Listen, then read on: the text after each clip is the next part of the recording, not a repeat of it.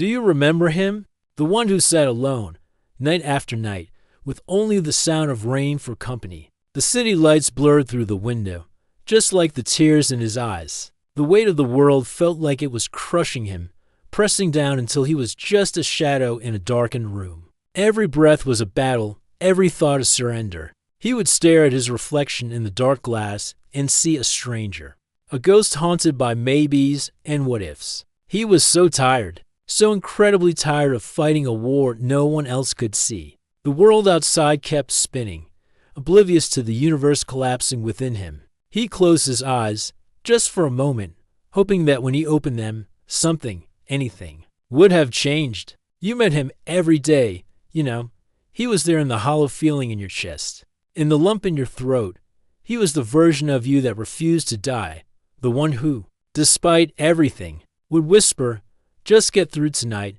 He wrote in journals filled with words he could never speak aloud, pages stained with doubt and despair. He looked at the dreams he once had, now feeling like distant, impossible stars. He felt broken, fragmented, like a puzzle with half the pieces missing. He believed he was destined to be a cautionary tale, a story of potential that was never realized. He walked through crowded streets feeling completely and utterly alone, an invisible man screaming into the void. But something inside him, a tiny, stubborn ember, just wouldn't go out. It was a flicker of defiance, a quiet rebellion against the darkness. He started telling himself, one more step, even when his legs felt like lead. One more night, even when sleep offered no escape. One more try, even when failure felt like a certainty. He didn't know where he was going. He had no map, no grand plan. All he had was that next step. He started to show up for himself in the smallest of ways. A walk, even when he wanted to stay in bed. Reading one page of a book, even when his mind was a storm. He began to turn those old diary pages, not to dwell on the pain, but to understand the patterns. Those pages of despair slowly, almost imperceptibly, started to change. The frantic scribbles of anxiety turned into sketches, into ideas. The lists of failures became lists of lessons. Those tear-stained pages transformed into blueprints, not for a perfect life, but for a possible one. He was building, brick by painful brick, a foundation on the very ground that had once crumbled beneath him. He was learning to be his own architect, his own engineer. The darkness didn't vanish overnight. No, it was a slow, gradual fade, like the last shadows of night giving way to the first hints of dawn. He was learning to find them. Light, not by waiting for the sun, but by lighting his own candle. He started walking those same streets, but now he noticed things he missed. The way the morning light painted the buildings gold. The sound of the city waking up, not as noise, but as a symphony of life. He was still the same person, but he was also someone new. The silence within him was no longer a void of loneliness, but a space of quiet confidence. He carried his past, not as a burden that weighed him down, but as a testament to his strength. He wasn't running from the man he used to be.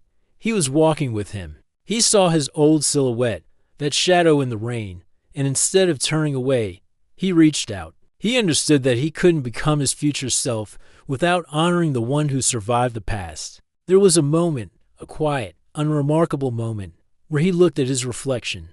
This time, it was in a window reflecting the morning sun, and he saw him. Not the broken stranger from all those nights ago, but the culmination of every battle, every tear, every single time he refused to quit. The two silhouettes, the past and the present, finally merged. They became one whole. He wasn't a hero from a movie. He was just a man who had walked through hell and found his way back, not by some miracle, but by the sheer, stubborn will to take one more step. He finally understood. You don't escape the storm. You learn to become the calm at its center. And that's who you become. That is the person you are, right now, listening to this. You are the result of every time you chose to get back up. Every time you faced the darkness and whispered, "Not today." You are the version of yourself that never, ever gave up. Look back at him, the one who endured it all, and don't feel pity. Feel gratitude. Thank him. Thank him for his courage, for his resilience, for his refusal to let the light go out.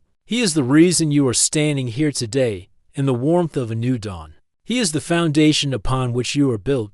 Never forget him, and never forget the incredible power you hold within you, the power to become the person who never quit. Thank you so much for sharing this moment with me.